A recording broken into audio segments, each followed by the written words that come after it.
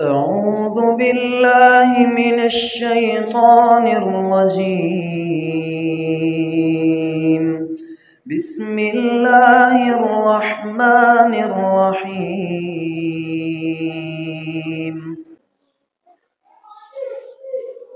يا أيها الذين آمنوا اتقوا الله حق تقاته ولا تموتن إلا وأنتم مسلمون. وقال جل وعلا في موضع آخر: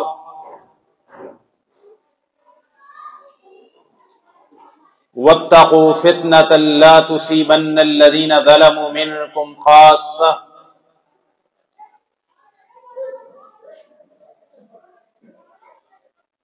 وقال عليه الصلاة والسلام: بادروا من الآمال فتنا كقطع الليل المظلم يصبح فيها الرجل مؤمنا ويمسي كافرا ويصبح مؤمنا يبيع دينه بعرض من الدنيا.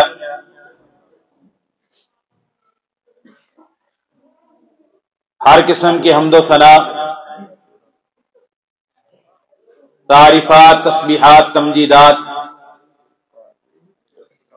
بزرگی، بڑائی، پاکی، تقدیس و تحمید اکیلے اللہ رب العالمین کے لیے ہے، جو ہم سب کا خالق، مالک، رازق اور مدبر ہے۔ اور پھر لاکھوں کروڑوں درود و سلام ہوں اس ہستی اقدس و مقدس پر کہ جن کا نام نامی اسم گرامی محمد الرسول اللہ صلی اللہ علیہ وآلہ آلہ وسلم ہے۔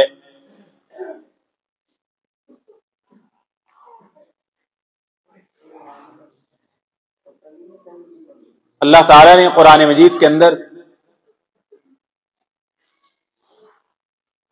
بنی نوع انسان کو یہ خبر دے دی ہے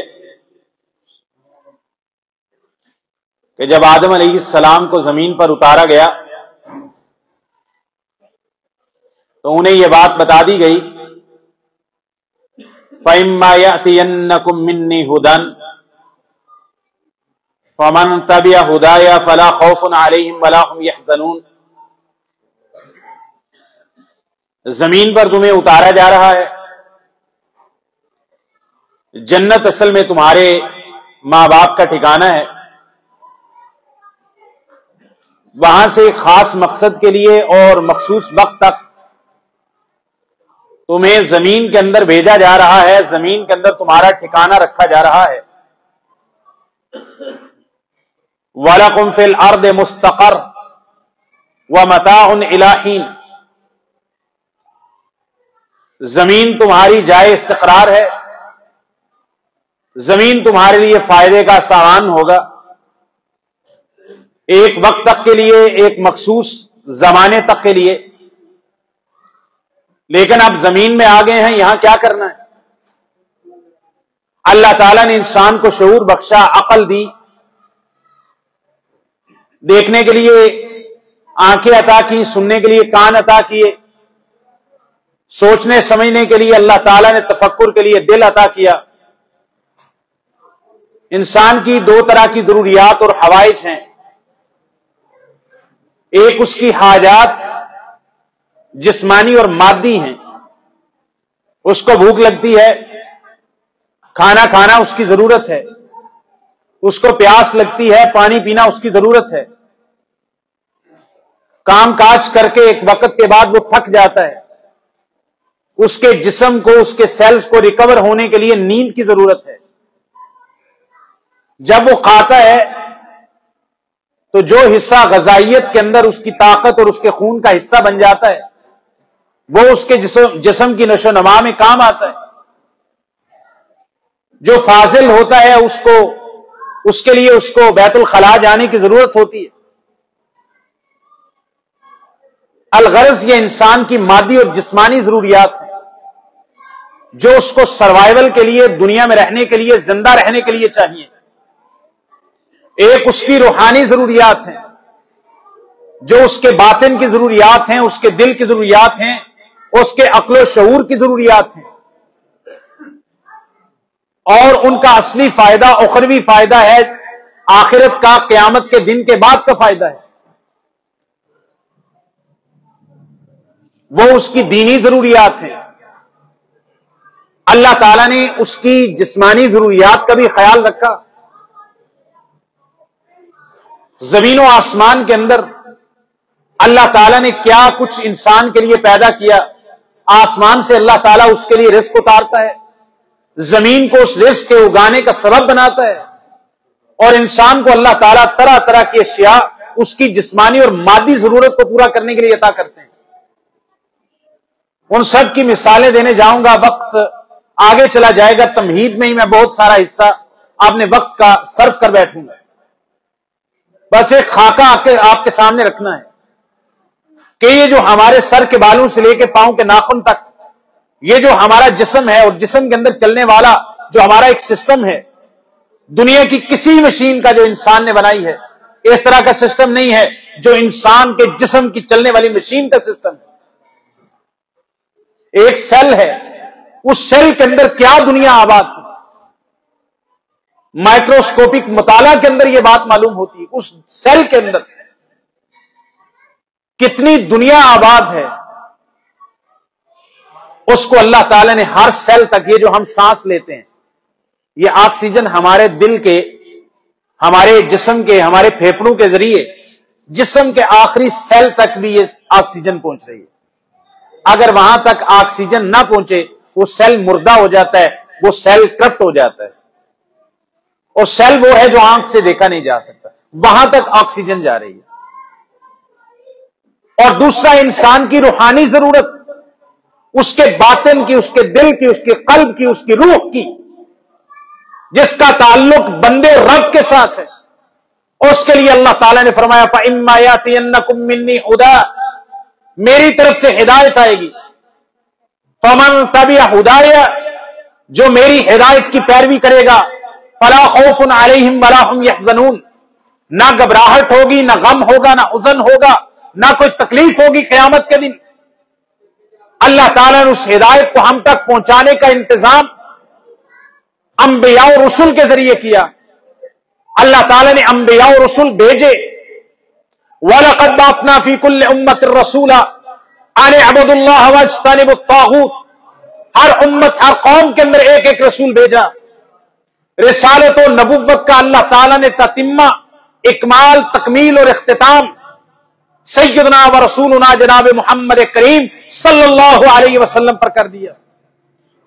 اِنَّا أَرْسَلْنَاكَ شَاهِدًا وَمُبَشِّرًا وَنَذِيرًا وَدَاعِيًا إِلَى اللَّهِ بِإِذْنِهِ وَسِرَاجًا مُنِيرًا مَا كَانَ مُحَمَّدٌ أَبَا أَحَدٍ مِّن رِّجَالِكُمْ وَلَٰكِن رَّسُولَ اللَّهِ وَخَاتَمَ النَّبِيِّينَ۔ رسالت کو، نبوت کو اللہ تعالیٰ نے اپنے آخری اور ختمی پیغام کو قرآن مجید کی صورت میں، نبی رحمت صلی اللہ علیہ وسلم کی سیرت کی صورت میں، آپ کی سنت کی صورت میں، آپ کی حدیث کی صورت میں انسانیت تک یہ ساری رہنمائی پہنچا دی۔ یہ دین اسلام ہے، اس کے بارے میں اللہ تعالیٰ سورہ آل عمران آیت نمبر 19 میں فرماتے ہیں ان الدین عند اللہ الاسلام، لوگوں یاد رکھو اللہ کے ہاں دین، سچا دین، مقبول دین، قابل قبول اللہ تعالیٰ کے ہاں اگر کوئی حجت ہے جو بندہ اللہ کے سامنے پیش کرے گا وہ دین اسلام ہے۔ دین اسلام کے علاوہ اللہ کچھ قبول نہیں کرے گا۔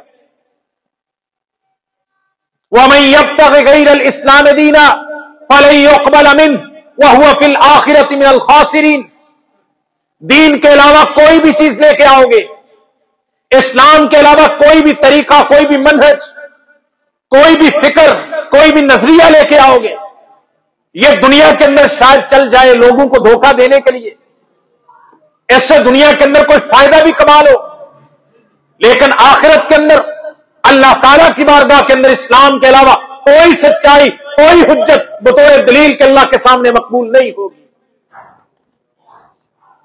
یہ دین اسلام رسول اللہ صلی اللہ علیہ وسلم لے کر آئے، مکہ کی سرزمین میں صفا کی پہاڑی پہ چڑھے۔ صحیح بخاری کے اندر حدیث ہے फरमाया या सबाहा, आवाज लगाई। ये खतरे की आवाज थी कि कोई खतरा है, कोई हमला होने वाला। मक्का के सारे लोग आ गए, अपने भी आ गए, बेगाने भी आ गए, सरदार भी आ गए। नबी रहमत सल्लल्लाहु अलैहि वसल्लम ने मक्का वालों को पूछा, ये कौन सी सफा पहाड़ी है? ये वही सफा पहाड़ी है जब आप उम्रा और हज करने के लिए जाते हैं तो सफा और मरवा का तवाफ करते हैं, ये वही सफा पहाड़ी है। आप सल्लल्लाहु अलैहि वसल्लम खड़े हुए, लोगों वलक़द लबिस्तु फीकुम उमरन फकैफ वजदतमूनी, मैंने उम्र का एक हिस्सा 40 साल से ज्यादा, मेरे शब रोज, मेरा लड़कपन, मेरी जवानी, मेरे लालुनहार, मेरा किरदार, मेरा रवैया, मेरा लेन देन, मेरी तिजारत, मेरे मामलात, अपनों के साथ, बेगानों के साथ, रिश्तेदारों के साथ, मेरे मामलात तुम्हारे सामने हैं।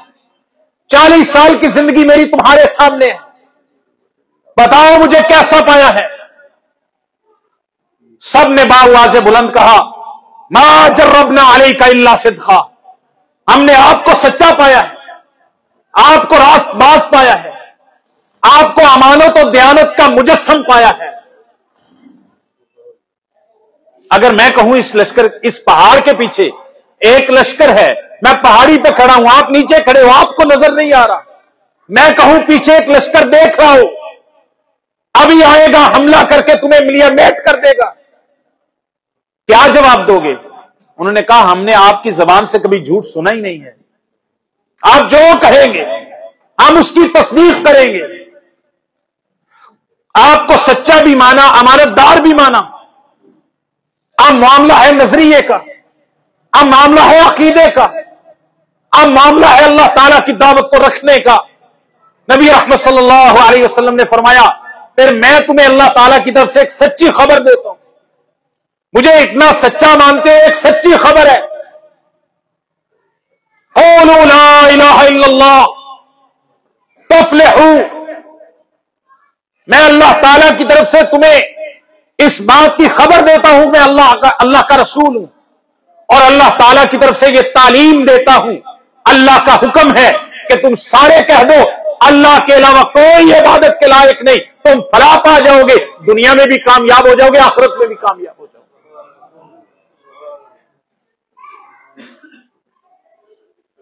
वो बिजली का कड़का था या सोते हादी, अरब की जमीन जिसने सारी हिला दी। एक कलमा ला इलाहा इल्लल्लाह, लात मनात उज्जा हुबल, ये जो बुत 360 मक्के के अंदर बैतुल्लाह के आसपास रख के पूज रहे हो, जो अमर इब्ने लुहई 4वीं सदी ईस्वी के अंदर लेके आया था शाम की सरजमीन से, वो कुरैश का भी नहीं था, बनु खुजा कबीले कहतानी अरब में से था, अदनानी नहीं था, कुरैशी नहीं था, बाहर से आया था यमन से, और आके कुरैश के लोग जो दीन इब्राहिम के ऊपर थे, कभी बुत परस्ती रखी थी, उनको बुत परस्ती पे लगा दिया 4वीं सदी ईस्वी के अंदर आके। ये बुत कोई नहीं कर सकते, एक अल्लाह की इबादत, एक अल्लाह इलाह है, नजर न्याज चढ़ावा दुआ इस्तिगासा इस्तिआनत एक अल्लाह से करनी है। मौलाना हाली ने कहा, वो बिजली का कड़का था या सोते हादी, अरब की जमीन जिसने सारी हिला, जलजला तारी हो गया उनके अंदर। कई सदियों से, तकरीबन 2 सदियां तो अमर इब्ने लुहई के पास भी गुजर चुकी थी, बुत परस्ती करते हुए, उनके लिए यह अजनबी दावत थी, यह नई बात है। इन्ना हाज़ा लशैउन उजाब, यह बड़ी अजीब बात है। अजअल आलिहत इलाहन वाहिदा, कि कहते हैं कि सारे माबूदान को, बुजुर्गों को छोड़कर एक अल्लाह के सामने सजदा रेजी करो, यह कैसी अजीब बात है। यह बात हमने पहले तो नहीं सुनी, अपने अबाव अजदाद को नस्ल दर नस्ल हमने इन बुतों की परस्तिश करते हुए पाया। ये बैतुल्लाह के अंदर पड़े थे, हुबल बुत पहले आया है, सबसे पहले मक्का के अंदर अमर इब्ने लुहई शाम से लेकर आया, اس کا دایاں ہاتھ کٹا ہوا تھا اس بت کا، پھر سونے کا ہاتھ بنا کے لگایا.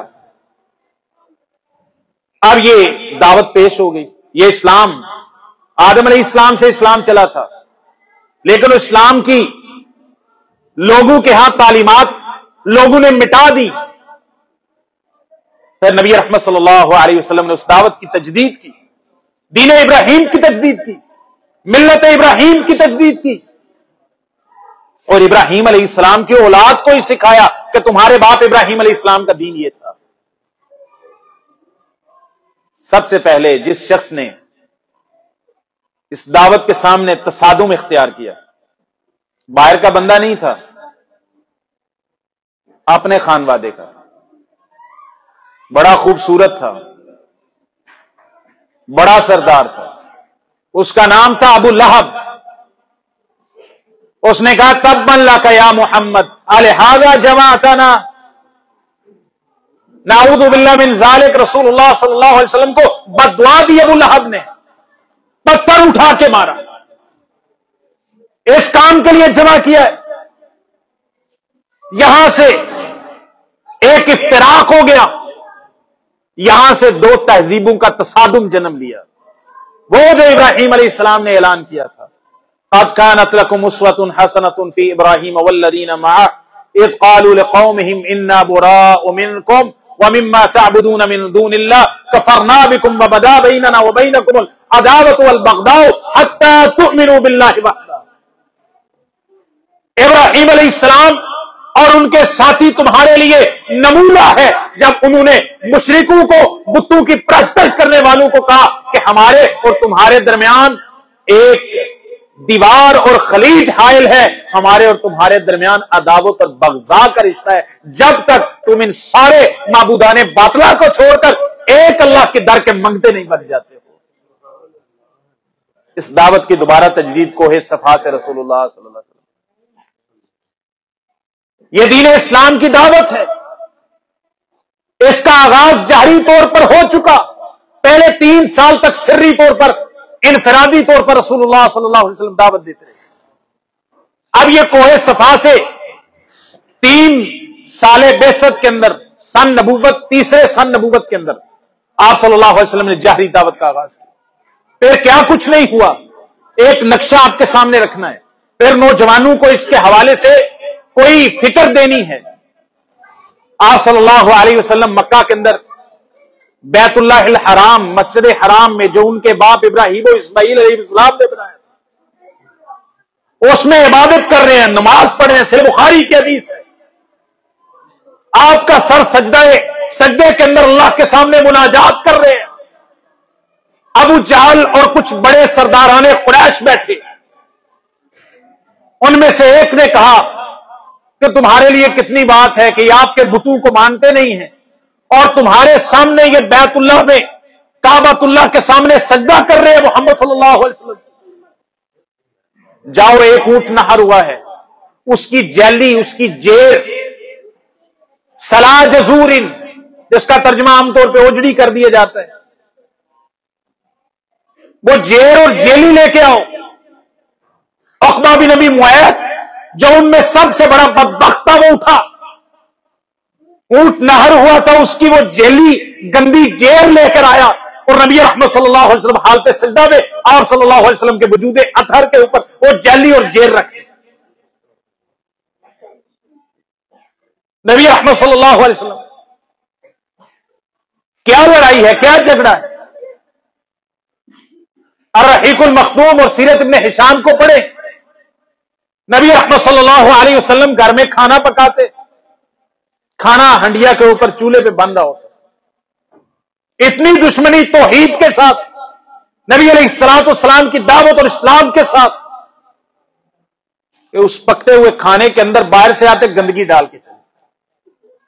نبی رحمت صلی اللہ علیہ وسلم اس کھانے کو اٹھاتے، جا کے باہر گند پہ، روڑی پہ پھینکتے اور ان لوگوں کو کہتے پڑوسیوں کے ساتھ اس طرح سلوک تو نہیں کیا جاتا ہے، پڑوسیوں کے ساتھ اس طرح سلوک تو نہیں کیا جاتا. میری نبوت کا، میری رسالت کا، میری دعوت کا، میرے اسلام کا اگر پاس نہیں رکھتے تو کم از کم قریشی ہاشمی ہونے کے اعتبار سے رشتہ داری کا خون کا تعلق ہے، وہ نہیں تو کم از کم شرف انسانیت کا ہی کو لحاظ کر لو۔ آپ صلی اللہ علیہ وسلم کے صحابہ کو تکلیفیں دی جاتی ہیں، مارا جاتا ہے۔ سیدنا یاسر رضی اللہ تعالیٰ عنہ کو تکلیفیں دے کے شہید کیا جاتا ہے، ان کی زوجہ سیدہ سمیہ رضی اللہ تعالیٰ عنہ کو شہید کر دیا جاتا ہے۔ اول شہیدۃ بالاسلام عمار ابن یاسر کی والد، سیدنا صہیب رومی رضی اللہ تعالیٰ عنہ، سیدنا بلال ابن رباح الحبشی رضی اللہ تعالیٰ عنہ تپتے صحراؤں پہ گھسیٹا جاتا ہے۔ آپ کی دو بیٹیوں کو ابو لہب اپنے بیٹوں سے جبری طلاقیں دلواتا ہے، جن کی ابھی نکاح ہوا تھا لیکن رخصتی نہیں ہوئی تھی۔ کیا کیا مصائب ہیں، کیا کیا آلام ہیں۔ اس سے بھی بڑا جب سب کچھ کر کے دیکھ لیا، پھر انہوں نے کیا، یہ دعوت کا سلسلہ بند نہیں ہوتا، انہوں نے کہا ان کا مکمل سوشل بائیکاٹ کر۔ 3 سال تک ایک معاہدہ لکھا، سرداران قریش نے ایک معاہدہ لکھا، بیت اللہ کے دروازے پہ لٹکا دیا کہ محمد کریم صلی اللہ علیہ وسلم اور ان کے سارے کنبے اور قبیلے بنو ہاشم کا بائیکاٹ کر دیں گے، نہ ان کو کوئی چیز بیچیں گے، نہ خریدیں گے، نہ دیں گے، نہ لیں گے، نہ ان کی خوشی میں شریک ہوں گے، نہ غمی میں شریک ہوں گے، ان سے لین دین رشتہ داری بالکل بند۔ شیب ابی طالب کے اندر 3 سال تک پیارے حبیب صلی اللہ علیہ وسلم کو خاندان سمیت تکلیفوں کے اندر مبتلا رکھا گیا۔ کچھ صحابہ جو بعد میں مسلمان ہوئے یا اس وقت مسلمان تھے لیکن وہ غلام تھے، کمزور تھے، قید شیب ابی طالب کے اندر جب بائیکاٹ کیا گیا مشرکین مکہ کی طرف سے، تو رات کو بنو ہاشم کے دودھ پیتے بچوں کی رونے کی ہمیں آوازیں آتی، جو بھوک کی وجہ سے بلکتے، ہم ان کی آوازوں کو سنتے تھے لیکن ہم کچھ کر نہیں سکتے۔ یہ حالات 3 سال یہ بھی کاٹے، آپ صلی اللہ علیہ وسلم کا رستہ روکا گیا، آپ کو شہید کرنے کے پروپیگنڈے بنائے گئے۔ آپ صلی اللہ علیہ وسلم 10 سال یہاں دعوت و تبلیغ کرتے رہے، انہوں نے نہ مانا، طائف چلے گئے، طائف والوں نے مکہ والوں سے بھی بدتر سلوک کیا۔ تو طائف کا واقعہ آپ کے سامنے، یہ رسول اللہ صلی اللہ علیہ وسلم کی زندگی، یہ آپ کی دعوت ہے، یہ وہ شخصیت ہے، وہ ہستی ہیں جن کی عمر مبارک کی قسم اللہ نے قرآن میں کھائی، ان کے پاؤں زخمی، ان کے جسم سے خون رس رہے، ان کے کھانے کے اندر گندگی پھینکی جائے، ان کے جسم اتھر کے اوپر اونٹ کی زہر اور جیلیاں ڈالی جا رہی، کیوں؟ ان کے گھر اور کنبے کا بائیکاٹ کیا جا رہا، کیوں؟ اس لیے کہ وہ دین اسلام کی سچی دعوت لے کر آئے، جنہوں نے زمانہ جاہلیت کے اندر شرک کی دلدل کے اندر پھنسے ہوئے معاشرے کی تہذیب کو جڑوں سے ہلا کے رکھ دیا۔ ان کو دشمنی محمد ابن عبداللہ سے نہیں تھی، ان کو دشمنی محمد رسول اللہ سے تھی۔ یہ دعوت نہیں مانے گا، یہ سب کچھ چھوڑنا پڑے گا، رسوم رواج، اپنی خواہش نفس کو چھوڑنا پڑے گا۔ اس تمہید کے بعد نبی کریم صلی اللہ علیہ وسلم کی ایک حدیث ہے صحیح مسلم کے اندر، وہ آج کے مضمون کے ساتھ تعلق رکھتی ہے، جو فکر میں نے آپ کو دینی ہے اور اپنے آپ کو دینی ہے۔ آپ صلی اللہ علیہ وسلم نے فرمایا بدا الاسلام غریبا، اسلام کی جب ابتدا ہوئی تو اس کی دعوت اجنبی تھی، اس کی دعوت اوپری تھی۔ جب یہ کہتے نا ایک اللہ کو مانو، کہتے کیسی بات کر رہے ہو، نئی گل کر رہے ہو، یہ سنی نہیں کرے۔ بدا الاسلام غریبا، پیغمبر کریم نے فرمایا اسلام کی ابتدا ہوئی تو اسلام کی دعوت اجنبی دعوت سمجھی جاتی تھی، پھر اسلام نے برگوبار پیدا کیے، اسلام نے کتنی مسلمانوں نے فتوحات کی۔ وَسَيَعُودُ غَرِيبًا، پیغمبر کریم صلی اللہ علیہ وسلم نے فرمایا اسلام ان قریب پھر اجنبی ہو جائے گا۔ فَطُوبَىٰ لِلْغُرَبَاء، اس وقت جو اسلام پر ڈٹے رہیں گے، قائم رہیں گے، اس دعوت توحید و سنت اور اسلام اور کتاب و سنت کی دعوت کو، جو صدر اسلام کی دعوت تھی، جب شروع میں اسلام کی دعوت کو مشرکین مکہ نے اور باقی تہذیبوں نے اجنبی سمجھا، اس وقت کی جو سچی اور کھڑی دعوت کے اوپر آخری وقت کے اندر رسول اللہ صلی اللہ علیہ وسلم نے فرمایا جو ڈٹے رہیں گے، پکے رہیں گے، کھڑے رہیں گے، استقامت کے پہاڑ بن کے دنیا کے سامنے سینہ سپر رہیں گے، آپ نے فرمایا اس آخری دور کے اندر جب اسلام کی دعوت دوبارہ وہ خالص دعوت، خالص منہج، خالص دین، اس کے اندر بڑی بڑی بدعات، خرافات شامل کر دی جائیں گی، جو اس وقت بھی اس لوگوں کے ہاں اجنبی سمجھی جانے والی رسول اللہ صلی اللہ علیہ وسلم کی صدر اول کی دعوت پہ کھڑے رہیں گے۔ آپ نے فرمایا میں محمد صلی اللہ علیہ وسلم ان غربا کو جنت کی نہر طوبہ کی خوشخبری دے کے جا رہا ہوں۔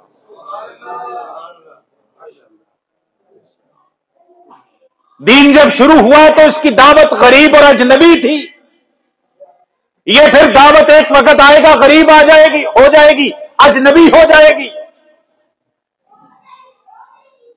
ملاوٹیں ہو جائیں گی، دین کی خالص دعوت کی پہچان نہیں رہے گی، فتنے آ جائیں گے، نئی نئی فکریں، نئے نئے فتنے، نئے نئے فرقے آ جائیں گے۔ وہ ایک دعوت جو خالص محمد کریم صلی اللہ علیہ وسلم اپنی امت کے حوالے کر کے گئے، کب حوالے کر کے گئے؟ اتنا سیرت کا 23 سال کا دور ہے، یہ دعوت کہاں سے شروع ہوئی؟ میں جب بھی بیان کرتا ہوں میں کہتا ہوں ایک ابتدا دیکھو، ایک انتہا دیکھو، درمیان میں رسول اللہ صلی اللہ علیہ وسلم کی ساری زندگی اور آپ کی زندگی ہی اصل میں دین اسلام کا مجسم اظہار ہے۔ ابتدا ہوئی، میں نے صفا کا تذکرہ کیا، جہری دعوت کا، انتہا ہے صحیح بخاری صحیح مسلم کتاب الحج کے اندر حدیث ہے، آپ صلی اللہ علیہ وسلم کھڑے ہیں، کہاں کھڑے ہیں رسول اللہ صلی اللہ علیہ وسلم؟ عرفات کے میدان میں، ایک روایت میں مینا کے اندر حجۃ الوداع کا خطبہ ہے، سامنے 1.5 لاکھ کا صحابہ کا مجمع ہے، آپ فرما رہے ہیں لوگوں سے، اے لوگوں حل بلغتو، 23 سال کو اپنی آنکھوں کے سامنے لاؤ، ایک طرف کو ہے صفا کی اس قول لا الہ الا اللہ کی دعوت کو رکھو۔ آج رسول اللہ صلی اللہ علیہ وسلم حجۃ الوداع میں کھڑے ہیں، 23 سال آپ کی دعوت کے پورے ہو گئے، آپ صلی اللہ علیہ وسلم نے فرمایا لوگوں حل بلغتو، مجھے بول کے بتاؤ میرے صحابہ، کیا میں نے اللہ کی دعوت اور پیغام تم تک پہنچا دیا؟ صحابہ آگے سے 3 جواب دیتے ہیں، پیغمبر نے 1 سوال کیا، صحابہ نے 3 جواب دیے، کہتے ہیں یا رسول اللہ قد بلغت وعدیت ونصحت، یا رسول اللہ آپ نے تبلیغ دین کا حق ادا کر دیا، آپ نے اللہ کی امانت کو لوگوں تک ادا کر دیا، ونصحت آپ نے انسانیت کی قیامت تک خیر خواہی کرنے کا حق ادا کر دیا ہے۔ صحابہ گواہی دے رہے ہیں، پیغمبر کریم نے اپنے ہاتھوں کو آسمان کی طرف بلند کیا، صحیح بخاری مسلم کی حدیث ہے، آپ آسمان کی طرف اپنی نظروں کو اٹھا کے کہتے ہیں اللہم اشہد، اللہم اشہد، اللہم اشہد، اللہ تو گواہ ہو جا، تیرے بندے بھی گواہی دے رہے ہیں، جس دعوت کا آغاز کوہ صفا سے ہوا تھا، آج حجۃ الوداع کے موقع پر میں یہاں کھڑے ہو کر جبل الرحمہ کے قریب عرفات کے میدان کے اندر تیرے سامنے یہ بندے گواہی دے رہے ہیں کہ میں نے تیرا دین جو میری تو نے ذمہ داری لگائی تھی محمد رسول اللہ خاتم النبیین ہونے کی حیثیت سے، اللہ تو گواہ ہو جا، تیرے بندے بھی گواہی دے رہے ہیں میں نے تیری امانت کا حق ادا کر دیا ہے، یہ دین پورا دے کر گئے۔ یہ رسول اللہ صلی اللہ علیہ وسلم کی جرنی ہے، دین پھر اجنبی ہو جائے گا، فتنے آئیں گے، ملاوٹیں آئیں گی۔ حذیفہ ابن یمان رضی اللہ عنہ کی حدیث میں اکثر بیان کرتا ہوں، صحیح بخاری صحیح مسلم کے اندر ہے، کہتے ہیں کان الناس یسألون رسول اللہ صلی اللہ علیہ وسلم عن الخیر وکنت اسألہ عن الشر مخافۃ ان یدرکنی، لوگ رسول اللہ صلی اللہ علیہ وسلم سے ہمیشہ خیر کے بارے میں، نیکیوں کے بارے میں، ثواب کے بارے میں، اجر کے بارے میں سوال کرتے تھے، میں آپ صلی اللہ علیہ وسلم سے سوال کرتا تھا شر کیا ہے یا رسول اللہ، برائی کیا ہے، فتنہ کیا ہے، خرابی کیا ہے، گناہ کیا ہے، معصیت کیا ہے، میں شر کے بارے میں سوال کرتا تھا، اس بات سے ڈرتے ہوئے کہ کہیں وہ شر میرے اوپر واقع نہ ہو جائے۔ مجھے پتہ ہی نہ ہو برائی کیا ہے، لہذا فتنوں کو جاننا۔ حذیفہ بن یمان کی کہتے ہیں لوگ خیر کے بارے میں سوال کرتے ہیں، میں فتنے اور شر کے بارے میں سوال کرتا ہوں۔ کیوں؟ تاکہ فتنے سے بچ سکوں، مجھے پتا ہو فتنہ کیا ہے۔ میں نے سوال کیا، کننا فی جاہلیت و شر، ہم زمانہ جاہلیت اور شر کے زمانے میں تھے، فجعل اللہ بہذا الاسلام بہذا الخیر، اللہ ہمارے پاس خیر لے آیا، کیا اس خیر کے بعد یا رسول اللہ دوبارہ پھر شر آئے گا، کوئی فتنہ آئے گا؟ آپ نے فرمایا نام، تم جاہلیت کے زمانے میں زندگی گزار رہے تھے، میری وجہ سے اللہ تعالیٰ نے تمہیں خیر دی، آئندہ اگلے آنے والے وقت کے اندر دوبارہ شر آ جائے گا۔ حذیفہ بن یمان پریشان ہو کے پوچھتے ہیں یا رسول اللہ کیا دوبارہ شر آئے گا تو وہ شر باقی رہے گا یا اس شر کے بعد دوبارہ خیر کے آنے کی کوئی امید ہے؟ رسول اللہ صلی اللہ علیہ وسلم نے فرمایا نعم، وہ جو شر دوبارہ آئے گا اس کے بعد پھر خیر آئے گی، وہ فیہ داخان، لیکن اس خیر کے اندر دھندلا پن ہوگا، ملاوٹ ہوگی، وہ خیر ملی جلی ہوگی، وہ رسول اللہ صلی اللہ علیہ وسلم خلفائے راشدین اور صحابہ کے دور جیسی بالکل خالص صاف شفاف خیر نہیں ہوگی۔ اس میں خیر کے ساتھ ایسے بھی لوگ ہوں گے جو اس کے اندر ملاوٹ اور دوسری چیزوں کو فکروں کو بھی لے آئیں گے، بالکل خالص فکر اسلامی نہیں ہوگی۔ خیر ہوگی، خیر کا غلبہ ہوگا، شر کے بعد پھر خیر آئے گی، لیکن اس کے اندر ایک دھواں ہوگا، دھندلا پن ہوگا، ملاوٹ ہوگی۔ ملاوٹ کیا ہے سن لیجئے، یہی سبق ہے۔ یا رسول اللہ وما دخانہ، اس کا دھندلا پن کیا ہے، ملاوٹ کیا ہے؟ اس خیر کے زمانے میں ملاوٹ والے عمل کیا ہے؟ آپ نے فرمایا قوم یستنون بغیر سنتی ویہدون بغیر ہدی، وہ خیر والا زمانہ جو کہ دوبارہ آئے گا اس کے اندر دھندلا پن ہوگا، ملاوٹ ہوگی۔ یا رسول اللہ ملاوٹ کیا ہے؟ آپ نے فرمایا ملاوٹ یہ ہے ایسے بھی لوگ ہوں گے اس زمانے کے اندر جو میری سنت کے علاوہ دوسرے طریقوں کو اپنے دین کے طور پر جاری کر لیں گے۔ یستنون بغیر سنتی، یہ صحیح بخاری کی حدیث ہے۔ خیر کے ساتھ ساتھ سنت کے خلاف عمل بھی چل رہے ہوں گے اس معاشرے کے اندر۔ یستنون بغیر سنتی، میری سنت کا راستہ چھوڑ دیں گے۔ ویہدون بغیر ہدی، لوگوں کو بلائیں گے، رہنمائی کریں گے، لوگوں کو دعوت دیں گے، لیکن دعوت دینے کا طریقہ اور دعوت دینے کی جو فکر ہے جس طرف بلا رہے ہیں، آپ نے فرمایا وہ میری سیرت، میرا طریقہ نہیں ہوگا، اور طریقوں کی طرف لوگوں کو بلا رہے ہیں۔ اچھا یہ تو خیر ہے، لیکن اس میں ساتھ ساتھ دوسری چیزیں بھی چل رہی ہیں۔ یا رسول اللہ کیا اس خیر کے بعد جو دخان والی ہے کیا پھر شر آئے گا؟ آپ نے فرمایا ہاں، وہی آج کے دور کا سب سے بڑا فتنہ ہے۔ آپ صلی اللہ علیہ وسلم سے پوچھتے ہیں فَهَلْ بَعْدَ ذَلِكَ الْخَيْرَ مِنْ شَرٍ، کیا اس دخان والی اور دھوئیں والی خیر کے بعد پھر شر آئے گا؟ آپ نے فرمایا نعم، پھر شر غالب آ جائے گا۔ یا رسول اللہ وہ شر کیا ہوگا؟ آپ نے فرمایا دعات علی ابواب جہنم۔ غور سے سننا یہ جملہ، اس کے الفاظ نہیں تو اس کے معانی کو اپنے دل پہ لکھ کے لے جانا۔ دعات علی ابواب جہنم، آپ نے فرمایا جہنم کے دروازوں پہ کھڑے ہو کے لوگوں کو اپنی طرف بلانے والے دائی، مفکر، مبلغ، پریچر اور بڑے بڑے، میں اپنی تعریف کے مطابق کہوں تو سوشل میڈیا کے اوپر چلنے والے بہت سارے موٹیویشنل سپیکر ہوں گے جو لوگوں کو اپنی طرف بلا رہے ہوں گے۔ رسول اللہ نے کیا فرمایا؟ دعات علی ابواب جہنم، ایسے جیسے جہنم کے دروازے پہ کھڑے ہو کے لوگوں کو جہنم کی طرف بلا رہے ہیں۔ دیکھنے میں دائی، دیکھنے میں مبلغ، دیکھنے میں بڑے پڑھے لکھے، دیکھنے میں اسکالر، دیکھنے میں معلومات کا بڑا ذخیرہ، دیکھنے میں بڑے حوالے، بڑی ریسرچ، بڑی تحقیق، لیکن ان کا منہج، ان کی فکر وہ رسول اللہ صلی اللہ علیہ وسلم والی فکر نہیں ہوگی، بلکہ ان کی دعوت ایسے ہی ہے جیسے جہنم کے دروازوں پہ کھڑے ہو کے لوگوں کو جہنم کی طرف بلا رہے ہوں گے۔ آگے رسول اللہ صلی اللہ علیہ وسلم نے خبردار کیا، من اجابہم قذفوہ فیہا، آپ نے فرمایا جو بندہ ان کی دعوت کو قبول کر کے ان کی فکر میں شریک ہوا، وہ جہنم کے گویا کے دروازے پہ کھڑے ہیں، جو ان کی بات سنے گا وہ اس کو جہنم کے اندر پھینک دیں گے۔ دعات علی ابواب جہنم۔ یا رسول اللہ صلی اللہ علیہ وسلم بتائیں وہ کیسے لوگ ہوں گے؟ فرمایا ہم من جلدتنا یتکلمون بالسنتنا، ان کے کوئی اوصاف بیان کریں، آپ نے کہا کوئی خاص اوصاف نہیں ہے، ہمارے ہی جیسے ہوں گے، ہماری زبان بولیں گے، عام لوگوں کی طرح ہی ہوں گے۔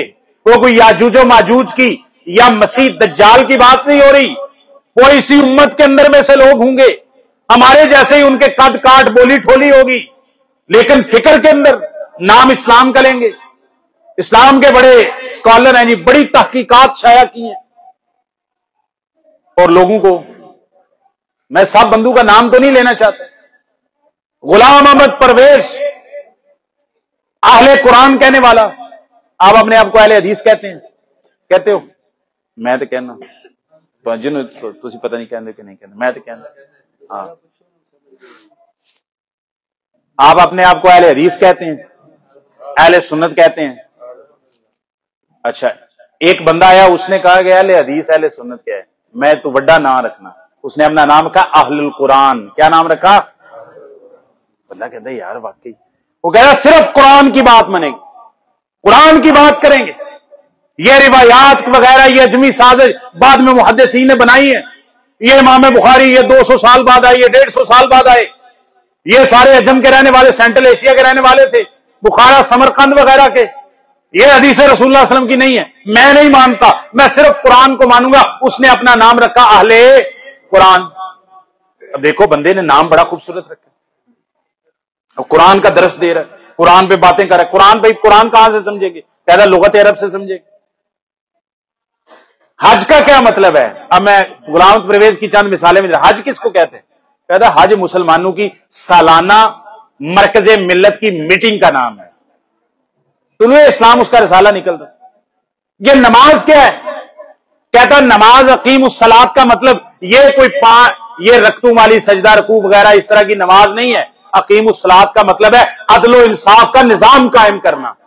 اقیم الصلاۃ کا کیا مطلب ہے؟ ان بدبختوں کے بارے میں رسول اللہ صلی اللہ علیہ وسلم نے فرمایا دعات علی ابواب جہنم، دعات علی ابواب جہنم، جہنم کے دروازوں پہ کھڑے ہو کے لوگوں کو اسلام کے نام کا دھوکہ دے کے قرآن کے نام کے اوپر لوگوں کو بلا رہے ہیں کہ ہم اہل قرآن ہیں، یہ تو سارے روایتوں کے پیچھے لگے، ہم قرآن کے پیچھے لگے۔ ایک اور بندہ تھا، انبیاء ابراہیم علیہ السلام کو آگ میں ڈالا گیا، قرآن میں موجود ہے، آگ گل و گلزار بن گئی۔ وہ بندہ آپ کے ہاں بہت بڑا ہے، اس لیے میں اس کا نام نہیں لیتا، کوئی جامع لیتا ہوں، کہتے ہیں نام نہ لیا کرو، فکر کا ذکر کر دیا کرو۔ مطالعہ پاکستان کی بہت بڑی ہستی ہے، تفسیر لکھی ہے اس نے، ابراہیم علیہ السلام کو آگ کے ڈالا، کہتا ہے آگ کو کچھ کو نہیں پایا، آگ میں نہیں ڈالا گیا۔ اس نے کہا پھر اللہ تعالیٰ یہ جو فرما رہے ہیں قرآن مجید میں، قلنا یا نار کونی بردم و سلاما علی ابراہیم، کہتا ہے یہ ان کے قوم کے دلوں کے اندر جو دشمنی کی آگ، حسد کی آگ بھڑک رہی تھی نا، تو اللہ تعالیٰ نے فرمایا ابراہیم ہم نے آپ کو بچا لیا، اس آگ کو ہم نے ٹھنڈا کر دیا، آگ کوئی نہیں پایا، معجزہ کوئی نہیں ہوا۔ موسیٰ علیہ السلام گئے، سامنے دریا آ گیا، اس میں عصا مارا، 12 رستے بن گئے، قرآن میں موجود ہے۔ کہتے ہیں 12 رستے ڈنڈا مارن والی بنے، کوئی معجزہ کوئی چیز نہیں ہوتی۔ کیا ہوا تھا؟ انہوں نے کہا چاند کی پتہ نہیں وہ 13ویں کی کون سی رات تھی، مد و جزر ہوا تھا، اس میں سمندر جو ہے وہ اوپر نیچے ہوتا ہے پانی، وہ مد و جزر ہوا تھا، راستے بن گئے۔ تو بعد میں جب فرعون کو دیکھا تھا مد و جزر اتر گیا تھا، فرعون ڈوب گیا، کوئی معجزہ نہیں ہے۔ استغفر اللہ۔ موسیٰ علیہ السلام کی قوم کو پانی کی ضرورت پڑی، اللہ تعالیٰ نے فرمایا فضرب بعصاک الحجر، پتھر کے اوپر اپنے عصا کو مارو۔ اللہ تعالیٰ کہتے ہیں سورہ البقرہ میں فن فجرت منہ اثنتا عشرۃ عینا، 12 چشمے پھوٹ پڑے۔ وہ کیا کہتا ہے؟ وہ کہتا ہے زارابا کا ایک معنی چلنا بھی ہوتا ہے، تو یہ کوئی ڈنڈا مارا تو پتھر میں سے پانی نکلا، ایسے کیسے ہوتا ہے؟ یہ فزکس کے اصول نہیں مانتے، لا آف نیچر نہیں مانتے، اس چیز کو لا آف فزکس اس بات کو نہیں مانتے کہ بندہ ڈنڈا مارے پتھر کے اوپر اور نیچے سے پانی نکل آئے۔ کہتا اصل میں یہ تھا اللہ نے فرمایا موسیٰ علیہ السلام سے آپ اپنی لاٹھی کے سہارے اس پہاڑ پہ چلتے جائیں چلتے جائیں چلتے جائیں، آگے جائیں گے تو آگے پانی کے چشمے تھے، تو چشمے تو پہاڑوں سے نکلا ہی کرتے ہیں۔ معراج رسول اللہ صلی اللہ علیہ وسلم کی معراج ہوئی، یہ جتنے منکرین حدیث ہیں، جتنے بھی منکرین حدیث تھوڑے ہوں یا کم ہوں، رسول اللہ علیہ وسلم کی جسمانی معراج کو نہیں مانتے۔ جسمانی معراج کو وہ کیا کہتے ہیں؟ معراج ہوئی۔ اب کوئی حدیث ہو تو اس کا تو انکار کر دیں، حدیث ہو بخاری مسلم کی تو اس کو کہیں ہم حدیث کو نہیں مانتے، لیکن آپ قرآن مجید کے اندر سبحان الذی اسریٰ بعبدہ لیلا من المسجد الحرام الی المسجد الاقصی الذی بارکنا حولہ لنریہ من آیاتنا، یہ جو رسول اللہ کی اسراء ہے، معراج آسمانی کو نہ بھی مانے، اسراء کو تو ماننا پڑے گا۔ اس کا کیا تھا؟ کہتے ہیں پھر قرآن میں اللہ نے اسراء کروائی ہے، مسجد حرام سے بیت المقدس تک لے گئے، کہتے ہیں یہ اصل میں خواب تھا۔ یہ کیا تھا؟ اس کی تعویل خواب کر دو، اس کی تعویل کیا کر دو؟ خواب کر دو۔ رسول اللہ کو اللہ نے اتنا بڑا معجزہ دیا کہ آپ صلی اللہ علیہ وسلم کو جسمانی طور پر اللہ تعالیٰ نے ایک ہی رات میں زمین و آسمان کے ایک حصے سے دوسرے حصے تک اور 7 آسمانوں سدرۃ المنتہا تک سیر کروائی۔ ہم کہتے ہیں جسمانی طور پر گئے، منکرین حدیث کیا کہتے ہیں؟ کہتا ہے رسول اللہ صلی اللہ علیہ وسلم سو رہے تھے، خواب میں یہ تصورات آئے۔ خواب آنا کوئی معجزہ ہوتا؟ یار خواب میں تو کوئی بھی بندہ کچھ بھی دیکھ لیتا ہے، بڑی خوبصورت سے خوبصورت چیز دیکھ لیتا ہے، بڑی بد سے بد چیز دیکھ لیتا ہے۔ تو اگر یہ خواب تھا تو اللہ تعالیٰ نے اس خواب کو اتنا اپنے بندے پر احسان کر کے کیوں ذکر کیا، جتایا ہے؟ اس لیے کہ یہ بہت بڑی بات ہے، تو یہ ان کی فکروں کا رافضیت کی فکر ہے، ایک فکر ہے خوارج کی، روافض کی، یہ رسول اللہ صلی اللہ علیہ وسلم کے بعد پیدا ہوئی۔ سیدنا عثمان رضی اللہ تعالیٰ کی شہادت کے بعد پھر غزوہ رسول اللہ صلی اللہ علیہ وسلم کے جو صحابہ آپس میں مشاجرات ہوئے، جنگ صفین کے بعد خوارج کا گروہ، انہوں نے سیدنا علی کی بھی تکفیر کر دی، سیدنا معاویہ اور دوسرے لوگوں کی بھی تکفیر کر دی۔ پھر انہی میں سے بعد کے اندر ایک گروہ پیدا ہوا روافض، تمام صحابہ کی چند ایک کو چھوڑ کر باقی سب کی تکفیر کر دی، نعوذ باللہ۔ ان میں بعض ایسے لوگ آئے، اب بھی موجود ہیں، جو قرآن مجید کی تحریف کے قائل ہیں۔ کس کے قائل ہیں؟ قرآن مجید پورا پہنچیا، اور ایک بڑی کتاب کا حوالہ ہے اصول کافی کا، ان القرآن الذی نزل بہ جبرائیل علی محمد صلی اللہ علیہ وسلم 17,000 آیہ۔ وہ کہتے ہیں جبریل جو قرآن محمد کریم صلی اللہ علیہ وسلم پر لے کر نازل ہوئے اس کی 17,000 آیات تھی۔ کتنی؟ آپ کے پاس ہے 6,000 سے کم و بیش ہے۔ بسم اللہ کو شامل کر لو یا بسم اللہ کو الگ کر دو، 113 بسم اللہ ہے، بلکہ 114 دفعہ بن جاتا ہے۔ سورہ نمل کے اندر 2 دفعہ آئی اور ایک سورت کے سامنے نہیں ہے، تو 6,000 سے کم و بیش آیات بنتی ہے۔ وہ کیا کہتا ہے؟ اور روایت بھی نعوذ باللہ جھوٹی روایت، امام جعفر صادق سے یہ روایت کر رہے ہیں، ان کے اوپر بھی بہتان ہے۔ 17,000 آیات قرآن میں آئی تھی، باقی کتنا 11,000 ڈھونڈ کے لاؤ، وہ کتنی ہے؟ وہ نعوذ باللہ ضائع ہو گئی۔ یہ عقیدہ اللہ کے بارے میں بدا کا عقیدہ، میں اشارے کرنے کا قائل ہوں اس طرح کی چیز میں پورا موضوع، یہ تو ایک ایک لفظ کے اوپر پورا موضوع ہے۔ اللہ کے بارے میں بدا کا عقیدہ رکھتے ہیں، ہم تو سمجھتے ہیں صرف صحابہ سے دشمنی ہے، اللہ سے بھی دشمنی ہے۔ بدا کا عقیدہ اللہ کے بارے میں کیا ہے؟ بدا یبدو کا عربی کے اندر مطلب ہوتا ہے یہ دروازہ کھلے، سامنے سے ایک بندہ آئے، تو میں کہا بدا لی زیدن، زید پہلے مجھے پتا، زید کا دروازے کے پیچھے سے مجھے معلوم نہیں تھا، ثم بدا لی انہ زیدن، پھر میرے سامنے یہ بات ظاہر ہوئی کہ وہ کون ہے؟ زید ہے۔ اس کو کہتے ہیں پہلے پتا نہیں تھا، بعد میں اس کو کہتے ہیں بدا، پہلے علم نہیں۔ اللہ تعالیٰ کے بارے میں نعوذ باللہ بدا کا عقیدہ رکھنے والا گروہ بھی موجود ہے کہ اللہ تعالیٰ کو پہلے علم نہیں، اللہ تعالیٰ نے ایک حکم دیا، بعد میں اللہ تعالیٰ نے وہ حکم کیا کر دیا؟ منسوخ کر دیا۔ اللہ تعالیٰ نے دوسرا حکم دے دیا، اللہ نے پہلے کہا تھا اس قبلے کی طرف منہ کر کے نماز پڑھو، پھر کہا بیت اللہ کی طرف منہ، ثم بدا، نعوذ باللہ اللہ تعالیٰ کو بعد میں پتا چلا، ظاہر ہوا کہ قبلہ یہ نہیں، یہ ہونا چاہیے۔ ایسا اللہ کے بارے میں عقیدہ۔ عقیدہ رجت کہ آخر الزمان کے اندر جب 12ویں خلیفہ آئیں گے وہ تمام لوگوں کو دوبارہ زندہ کریں گے. ان کو تمام لوگوں دوبارہ زندہ کریں گے, اور جس نے ان کے مطابق جھوٹے الزامات کے مطابق صحابہ ابو بکر عمر وغیرہ نعوذ باللہ اہل بیت کے اوپر ظلم کیا ہوگا, ان سب کے اوپر حد جاری کریں گے. عقیدہ رجت دوبارہ لوٹیں گے ہمارے ائمہ بھی, اور اسی طرح ان کے نعوذ باللہ دشمنان بھی, جو کہ حقیقت میں ان کا دشمن نہیں. ایسے لوگ موجود ہیں. پھر قادیانیت کا فتنہ. پہلے بھی بڑے جھوٹے نبی آئے, لیکن جتنی زیادہ شہرت اس خبیث اور لعین مسلمہ پنجاب دجال قادیانی کو ملی, کیونکہ اس کے پیچھے پوری برٹش امپائر اس کے پیچھے کھڑی تھی. باقی نے اپنے اپنے طور پہ دعوے کیے تھے نا. مسلمہ کذاب اس کا دماغ خراب ہوا دعویٰ کر دیا, اسود نسی نے دعویٰ کر دیا, سجاح نے دعویٰ کر دیا, لیکن اس کے پیچھے پوری کی پوری برٹش امپائر کھڑی تھی.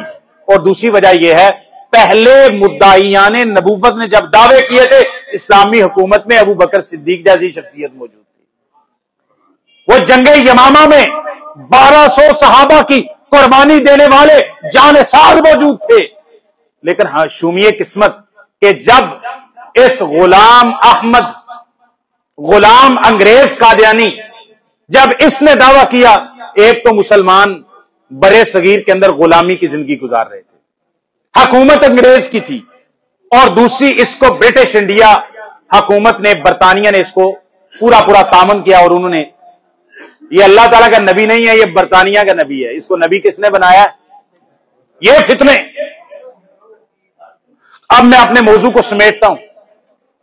نبی احمد صلی اللہ علیہ وسلم کی ایک حدیث ہے, نوجوانوں بھائیوں فکر کرو دین اسلام کے بارے میں, اپنے اعمال کے بارے میں. صحیح مسلم کے اندر حدیث ہے, رسول اللہ صلی اللہ علیہ وسلم نے فرمایا, بادروا بالاعمال فتنا كقطع الليل المظلم يصبح فيها الرجل مؤمنا ويمسي كافرا ويمسي مؤمنا ويصبح كافرا يبيع دينه بعرض من الدنيا. لوگوں نیک اعمال کرنے میں جلدی کر لو, ان سیاہ کالی رات کی طرح اندھیرے فتنوں سے پہلے. جب آدمی صبح کو مومن ہوگا شام کو کافر ہو جائے گا, شام کو مومن ہوگا صبح کو کافر ہو جائے گا. تھوڑے سے دنیا کے مال و متاع کے لیے وہ اپنا دین اور اپنا سب کچھ بیچنے کے لیے تیار ہو جائے گا. دنیا کے لیے اپنا دین بیچ دے گا. صبح کو مومن شام کو کافر, شام کو مومن صبح کو کافر. اس سے پہلے اعمال صالحہ میں جلدی کر دو. رسول اللہ صلی اللہ علیہ وسلم, یہ بھی صحیح مسلم کے اندر حدیث ہے, آپ سفر سے واپس آ رہے تھے, آپ صلی اللہ علیہ وسلم نے مدینے کے مکانات دیکھے. آپ نے فرمایا, میرے صحابہ ہل ترون ما ارا, جو میں دیکھ رہا ہوں وہ تم بھی دیکھ رہے ہو. صحابہ نے کہا مکان ہی نظر آ رہے ہیں, اللہ اور اس کے رسول بہتر جانتے. آپ نے فرمایا, انی ارا مواقع الفتن خلال بیوتکم کواقع المطر, میں تمہارے گھروں میں آنے والے وقتوں کے اندر ایسے فتنوں کی برسات اور بارش ہوتی ہوئی دیکھ رہا ہوں جیسے آسمان سے پانی کے بارش کے قطرات ہر گھر اور ہر زمین پہ برستے.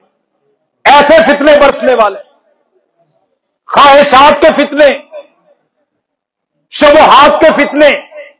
آج نوجوانوں کو الحاد کے ساتھ لڑائی کرنا ہے. ٹک ٹاک کے اوپر صرف ریلز دیکھنا کام نہیں ہے, انسٹاگرام کے اوپر پوسٹیں کرنا, اپنی ون ویلنگ کی اور اپنی ویلاگز بنانا, یہ تمہارا کام نہیں. نوجوانوں, تم نے دین اسلام کا مقدمہ لڑنا ہے. میں ایسے نوجوانوں کو جانتا ہوں جن کے بارے میں مالک کائنات نے پوری ایک صورت ان کی طرف منسوب کر دی ہے, جو چند نوجوان تھے جن کی تعداد 10 تھی, 9 تھی, 10 سے زیادہ نہیں تھی, 9 یا 10 کے قریب, 3 سے لے کر 9 تک جن کی تعداد تھی. انہم فتیۃ آمنوا بربہم وزدناہم ھدی وربطنا علی قلوبہم. چند نوجوان جو زیادہ سے زیادہ 9-10 ہو سکتے ہیں, انہوں نے توحید کی دعوت پیش کی. یہ رسول اللہ صلی اللہ علیہ وسلم کی آمد سے پہلے کا واقعہ ہے. उन नौजवानों ने इस्लाह की कोशिश की, बड़े घर के लोग थे, बड़े खानदान के लोग थे, नहीं माना। उन्होंने कहा इनको कत्ल कर दिया जाएगा। काम मजबूर करके कहीं तुम्हें अपने दोबारा शिरक वाले कुफर वाले दीन में ना लिटा दें। उन नौजवानों ने इतनी बड़ी कुर्बानी दी। नौजवानों, इतनी बड़ी कुर्बानी, ऐशो इशरत को छोड़ा, महल्लात को छोड़ा, सोने चांदी को छोड़ा और जाकर एक गार के अंदर पड़ा ले, गार में छुप गए। उनकी यही उम्मीद होगी कि ठीक है, सो गए, नींद आ गई, फिर उठेंगे, आगे कहीं सफर शुरू करेंगे, देखेंगे कहीं को अमन की जगह मिलती है, वहां पर जाके अल्लाह अल्लाह करेंगे। लेकिन वो सो गए। अल्लाह ने 309 साल उन्हें सुलाए रखा। कितने? सूरह का 309 साल। ये कौन नौजवान थे? ये अपना दीन बचाने के लिए, अपना इस्लाम और अपना अकीदा तौहीद बचाने के लिए, तागूत के सामने सजदा रेजी से बचने के लिए गार में पनाह ली। अल्लाह ने रहती दुनिया तक कुरान के अंदर उनके तज़किरे को जिक्र करके रहती दुनिया तक बचा दिया। जो मेरे दीन को बचाने के लिए निकल पड़ता है, ऐशो इशरत को, माल को, दौलत को लात मारता है, अल्लाह 309 साल एक गार के अंदर उनको सुलाने के बाद भी अल्लाह उनको सही सलामत जिंदा रखता है। इतनी बात नहीं है, सिर्फ इतनी बात नहीं है। वो कुरान मजीद में सूरह अल-कहफ तो आप हर जुमा ही पढ़ते हैं, जिसने तर्जुमा पढ़ा है उसको ज्यादा लज्जत आएगी। अल्लाह ताला फरमाते हैं हम वक्तन फवक्तन उनकी करवटें भी बदलते रहते थे। एक जगह पे जिस्म पड़ा पड़ा वरम ना पड़ जाए। और फिर सूरज जब आता है, जितनी रोशनी की जरूरत है वो गार इस तरह की थी कि जितनी सूरज की रोशनी इंसानी जिंदगी को उन पे सूरज पड़ती थी, वक्त का कोई असर नहीं हुआ। सुभान अल्लाह। आप सल्लल्लाहु अलैहि वसल्लम ने फरमाया, सही मुस्लिम के अंदर हदीस है, जो बंदा सूरह अल-कहफ पढ़ता है, एक रिवायत में पहली 10 आयात, एक सही मुस्लिम की रिवायत में आखिरी 10 आयात, मैं बिल जुमला कहता हूं सूरह अल-कहफ को पढ़ना, आपने फरमाया दज्जाल के फितने से बंदे को पनाह देगा। इसका ताल्लुक है कि साहब काफ फितने से बचने के लिए, ईमान को बचाने के लिए गार के अंदर पनाह लेंगे। जो बंदा सूरह अल-कहफ को पढ़ेगा, उसके माना को समझेगा, जब दज्जाल का फितना आएगा सूरह अल-कहफ उसकी रहनुमाई करेगी कि उसने इस दज्जाल के फितने से बचना कैसे। मेरे भाइयों, नौजवानों, 7 किस्म के लोग, ये हदीस तो हर नौजवान को याद होनी चाहिए। सब सही मुस्लिम की हदीस, 7 तरह के लोगों को कल क़यामत के दिन जब सूरज 1 मील के फासले पर होगा, अल्लाह के साए के अलावा कोई साया नहीं होगा। उस दिन साया होगा तो रब का साया होगा। अल्लाह जिसको साया अता करेंगे, उनमें जिन खुश नसीबों को साया मिलेगा ना, 7 तरह के लोगों को, उनमें से एक खुश नसीब वो होगा, पैगंबर करीम ने फरमाया, वह शाबुन नशा फी इबादतिल्लाह, वो नौजवान जिसने अपनी जिंदगी को अल्लाह ताला की इबादत में गुजारा होगा। नौजवानों, अपनी जवानी को संभालो, दीन पे लगाओ। उसी 7 अर्श का साया पाने वालों में रसूलुल्लाह सल्लल्लाहु अलैहि वसल्लम ने फरमाया, एक वो नौजवान, एक वो लड़का, एक वो बंदा जिसको खूबसूरत औरत जो बड़े मनसब और बड़े घर की औरत थी, उसने बुराई की दावत दी। उसने कहा इन्नी अखाफुल्लाह, बुराई को ये कह के टाल दिया। खूबसूरत औरत, बड़े घराने की औरत, बड़े शर्फ वाली औरत इस नौजवान को बुराई की दावत देती है। इस नौजवान की जवानी इतनी पाकीज़ा है, इसके दिल में अल्लाह का खौफ, तकवा और डर इतना है, वो इतनी बात कह के उसके इस अमल को और दावत को ठुकरा देता है। कहता है इन्नी अखाफुल्लाह, मैंने अल्लाह के सामने क़यामत के दिन खड़ा होना है, मुझे रब ताला से डर आता है। सुन्नते यूसुफी जिंदा करने वाले, क्या करने वाले? बुराइयों के सामने जब बुराइयां आपको अपनी तरफ बुलाएं, ख्वाहिशात के फितने चिमटे, आप सुन्नते यूसुफी को जिंदा करें। और आप जब उसने कहा, अजीज़े मिस्र की बीवी ने हई तलक खाला माअज़ल्लाह, ने कहा गुनाह के लिए आ जाओ। यूसुफ अलैहिस्सलाम फरमाते अल्लाह की पनाह मांगता हूं। नबी करीम सल्लल्लाहु अलैहि वसल्लम ने यूसुफ अलैहिस्सलाम का तज़किरा करते हुए सहीह बुखारी के अंदर फरमाया, بلکہ صحیح مسلم کے اندر وقت ختم ہو گیا. اچھا اچھا میں نے کہا نماز کا بیٹھائیں، کوئی مسئلہ. یوسف علیہ السلام کی جو شخصیت ہے یہ غیر معمولی شخصیت ہے. نبی کریم صلی اللہ علیہ وسلم نے فرمایا، رسول اللہ صلی اللہ علیہ وسلم نے فرمایا، صحیح مسلم کی حدیث ہے، واقعہ معراج کے اندر آپ صلی اللہ علیہ وسلم نے فرمایا میری یوسف علیہ السلام سے ملاقات ہوئی، میری یوسف علیہ السلام سے ملاقات ہوئی معراج کی رات. میں نے یوسف علیہ السلام کو دیکھا، وہ اتنے خوبصورت تھے، اتنے خوبصورت تھے، کتنے خوبصورت تھے. اذا انہ اعطی نصف الحسن، ساری زمین کا آدھا حسن تو صرف اکیلے یوسف علیہ السلام کو عطا کیا گیا. اتنے خوبصورت تھے، اتنے خوبصورت. یوسف علیہ السلام کی وہ پاک دامنی، اللہ کی رحمت. انبیاء کو اللہ معصوم بناتا ہے، لیکن یوسف علیہ السلام کے اس واقعے کو اللہ نے احسن القصص کہا. نوجوانوں، یوسف علیہ السلام کی زندگی کے اندر نمونہ ہے ہمارے لیے کہ یوسف علیہ السلام جب بادشاہ کی بیوی بند دروازوں کے پیچھے جہاں کوئی اللہ کے سوا دیکھنے والا نہ ہو، یوسف علیہ السلام کہتے قال معاذ اللہ. آج اس دور کے اندر بدکاری کی دعوتیں آئے گی سوشل میڈیا پر، اور طرح طرح کے بے حیائی کی دعوتیں ہوں گی. نوجوانوں، آپ میں اور میرے میں سے کون ہے جو ان دعوتوں کو ٹکرا کے کہے معاذ اللہ معاذ اللہ؟ یوسف علیہ السلام کے کلمے کو کہہ دے، اس برائی سے بچ جائے، اللہ اس کو کل قیامت کے دن عرش کا سایہ عطا فرما دے گا. پیغمبر کریم صلی اللہ علیہ وسلم نے یوسف علیہ السلام کا تذکرہ ان الفاظ میں کیا، فرمایا الکریم ابن الکریم ابن الکریم ابن الکریم یوسف ابن یعقوب ابن اسحاق ابن ابراہیم. یہ تو کریم ہے، کریم کا بیٹا ہے، کریم کا پوتا ہے، کریم کا پڑپوتا ہے. اور اس کا جد کیسا ہے، اس کی نسل کیسی ہے، شجرہ کیسا ہے، خاندان کیسا ہے. یہ یوسف ہیں، ان کے باپ یعقوب ہیں، ان کے باپ اسحاق ہے، ان کے باپ جد امجد رسول اللہ کے ابراہیم علیہ السلام. یہ تو گھرانہ ہی ایسا پاک بازو کا گھرانہ ہے. نوجوانوں، اپنے آپ کو بچاؤ. جامع ترمذی کے اندر ایک حدیث ہے، رسول اللہ صلی اللہ علیہ وسلم نے فرمایا لا تزول قدم عبد حتى يسأل عن خمس. ایک روایت میں اربعین کے لفظ ہیں.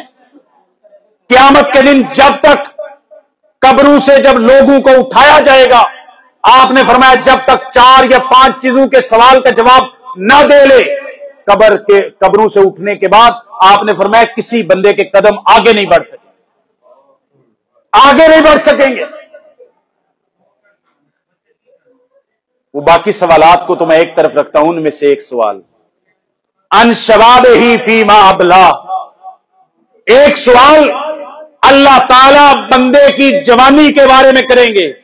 ابھی حشر نہیں ہوا، ابھی محشر کا میدان میں نہیں پہنچے، ابھی قیامت ہوئی ہے، دوسری دفعہ سور پھونکا گیا ہے، قبروں سے اٹھایا گیا ہے.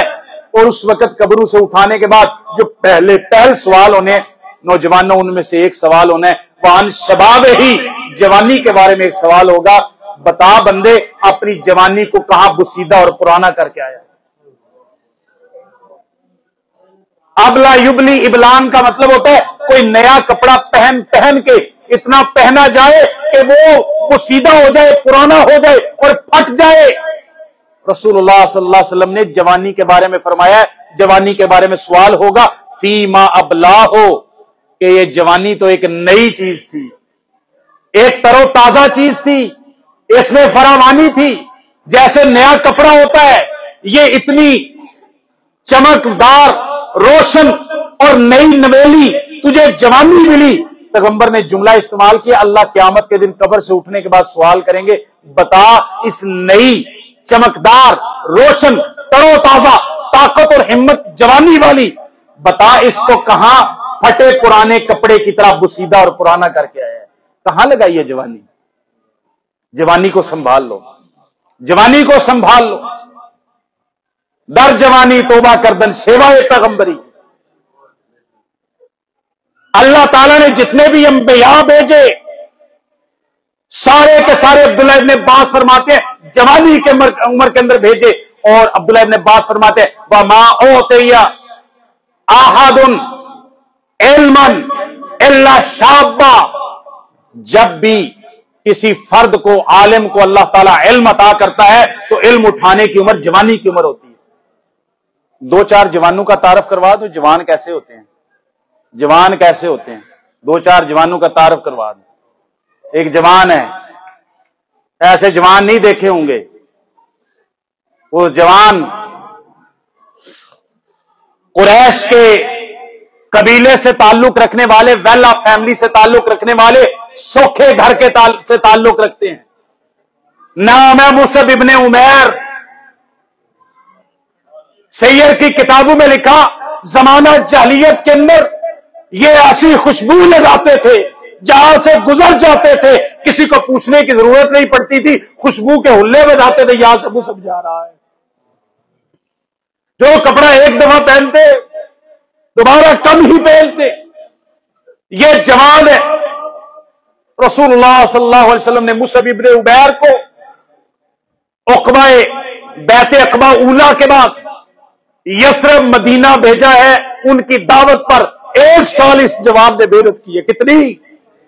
1 سال محنت۔ یثرب کے اندر اوس اور خزرج میں تنہا تنہا مصعب ابن عمیر، رسول اللہ کا پہلا مبلغ، جا کے مدینہ یثرب کے اندر اپنی جان کی پرواہ کیے بغیر یہ مصعب ابن عمیر تبلیغ کر رہا ہے۔ 1 سال کے بعد، پچھلے حج پہ گئے تھے، اگلا حج کا زمانہ آیا، پچھلے سال 13 بندوں نے بیعت کی تھی، 1 سال کی مصعب ابن عمیر کی کمائی یہ ہے۔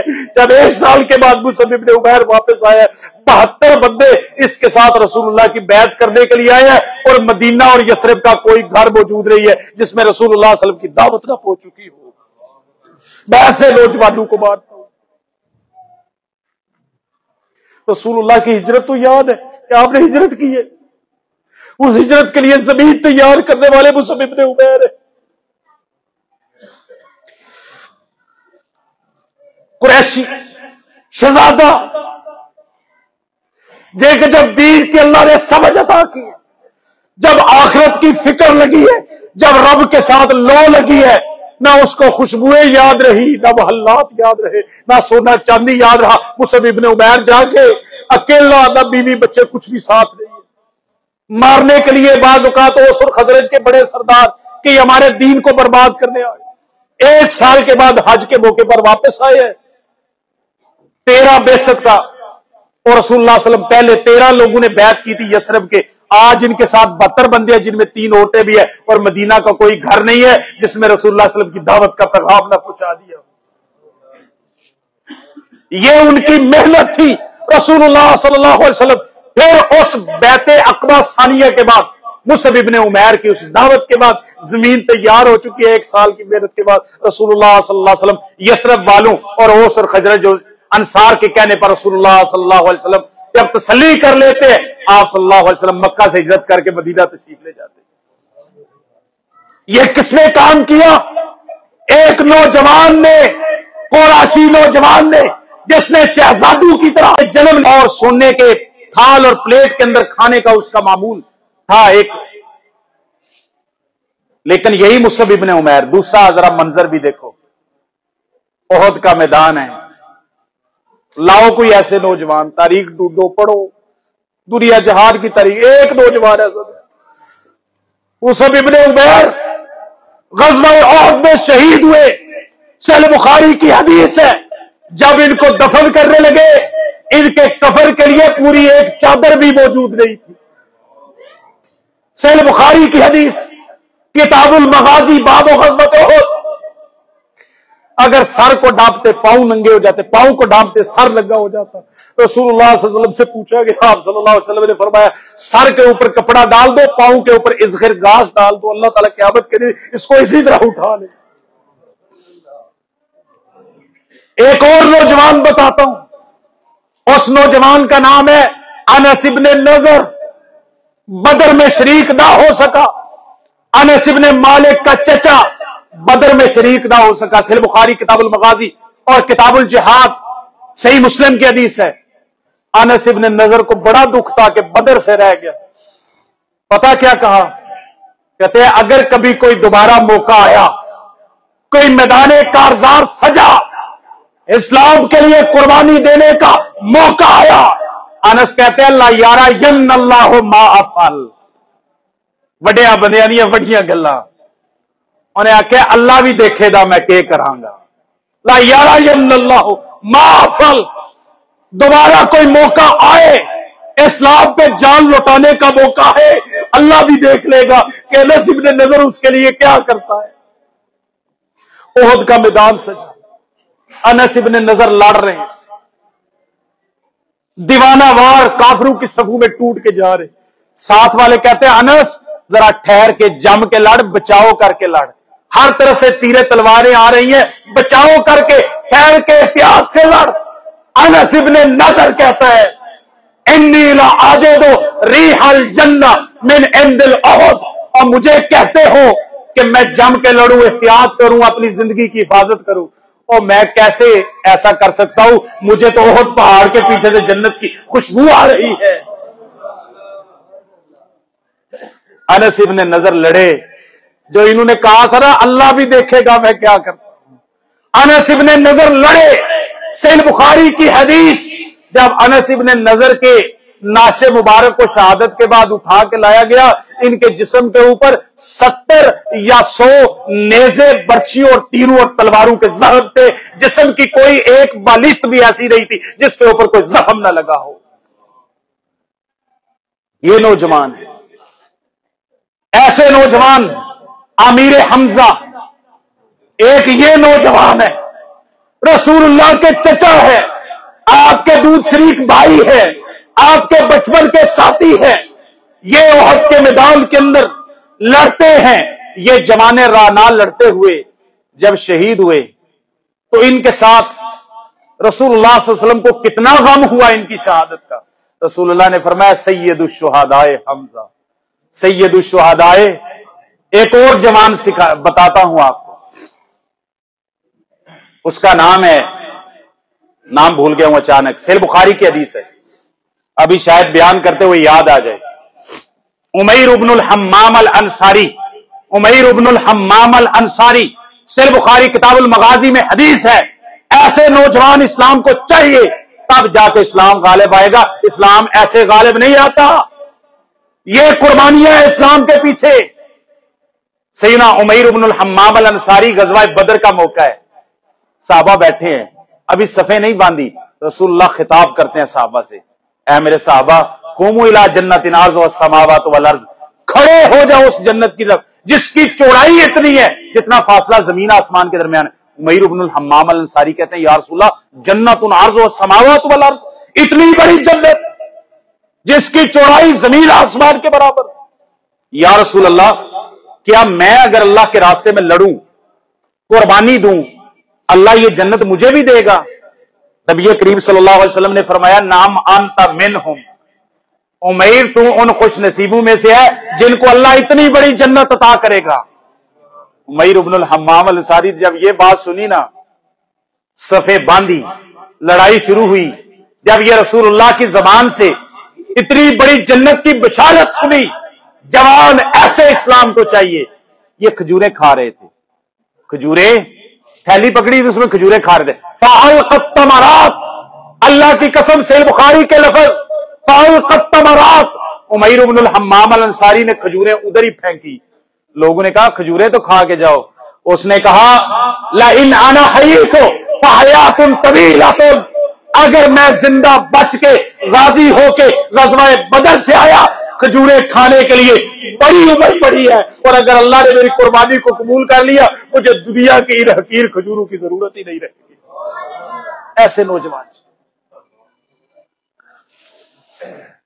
ایک اور نوجوان کا تذکرہ کرتا ہوں, بات کو ختم کرتے ہیں. ایک صحابی ہیں رسول اللہ صلی اللہ علیہ وسلم کے, انصاری صحابی ہیں, عاصم بن ثابت الانصاری. نام کیا ہے؟ عاصم. 10 صحابہ کا رسول اللہ صلی اللہ علیہ وسلم نے لشکر بھیجا جاسوسی کے لیے. صحیح بخاری کتاب المغازی میں.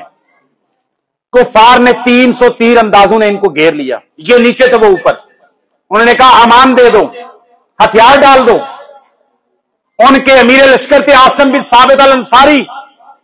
आसिम बिन साबित अल अंसारी ने कहा, मैं किसी काफिर की बात पे यकीन नहीं करूंगा, लड़ूंगा, मर्दाना वार लड़े। 7 उसमें से शहीद हो गए, 3 ने अमान कबूल कर ली। जब सैयदना आसिम इब्ने साबित अल अंसारी की शहादत का वक्त आया ना, उन्होंने आसमान की तरफ चेहरे को उठा के कहा, अल्लाहुम्मा अखबिर अन्ना नबियाना। सारे साथी शहीद हो गए हैं, 3 ने अमान कबूल कर ली है। ये आसिम बिन साबित सिपा सालार, इनकी शहादत का वक्त करीब आया, लड़ते रहे 300 तीर अंदाजों से।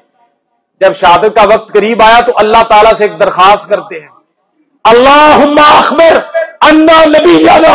ऐ अल्लाह, हम यहां है, हमारे रसूल मदीना में है, हमारे साथ क्या गुजरी उनको क्या कौन खबर देगा। अल्लाह, हमारे साथ जो गुजरी है ना मदीना में, हमारे प्यारे हबीब जनाब मोहम्मद रसूलुल्लाह को बता देना कि तेरे नबी के जानिसारों ने उनके दीन के लिए क्या कुर्बानी पेश की। वो जो 3 बंदों ने अमान दी थी ना इनके साथ, उनमें से एक थे खुबैब इब्ने अदी रजी अल्लाह ताला। बदर में कुफार के बड़े सरदार मारे थे, उनको जाके वो कबीला ले गया और जाके मुश्रिकीन मक्का के हाथ में जिसका बाप मारा था ना बदर में खुबैब इब्ने अदी ने, उनके सामने बेच दिया। खुबैब इब्ने अदी रजी अल्लाह ताला अन्हु को ले गए। हुर्मत के महीने चाले थे, हुर्मत के महीने बंदा नहीं मारते थे। हुर्मत के महीने गुजरे, मैं इसमें से बहुत सारा वाकया जो उनकी करामात है वो मिस कर रहा हूं।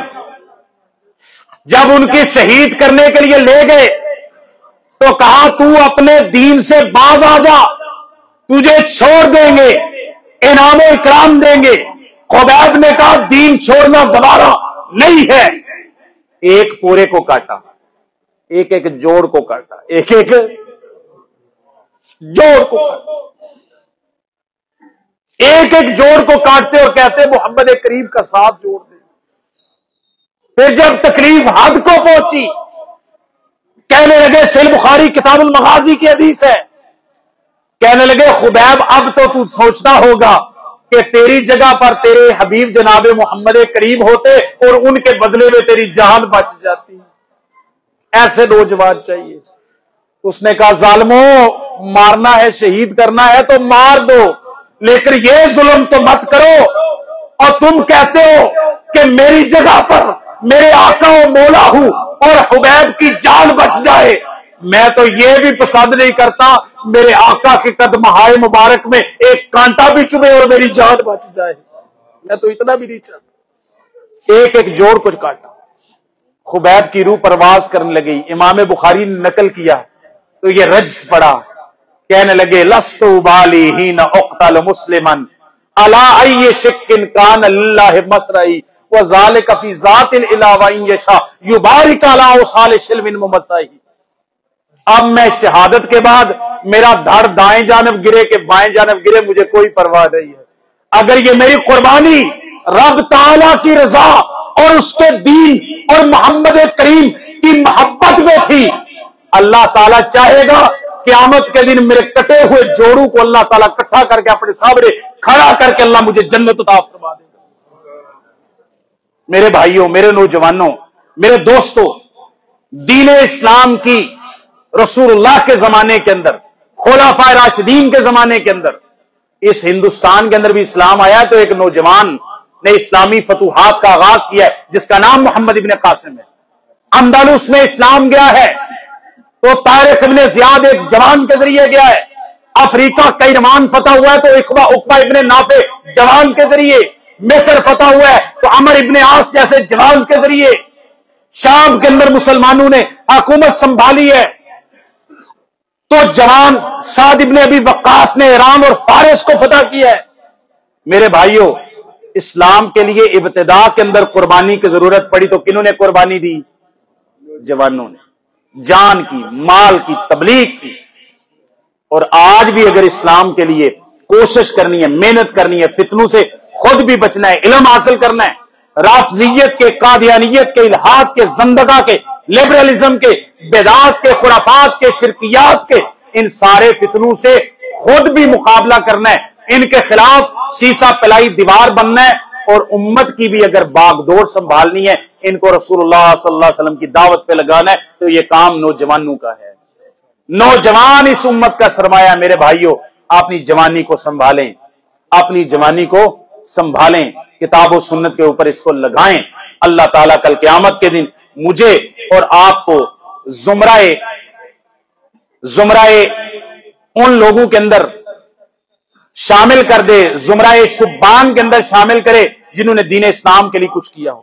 ہمیں ان شبان کے اندر اللہ تعالیٰ شامل کرے جنہیں اللہ تعالیٰ دین اسلام کے اوپر کھڑا رہنے کی وجہ سے، جوانی دین پر گزارنے کی وجہ سے اللہ اپنے عرش کا سایہ عطا فرما دے۔ میرے بھائیوں، میرے دوستوں، یہ میں نے کچھ بکھری ہوئی معروضات آپ کے سامنے رکھی ہیں۔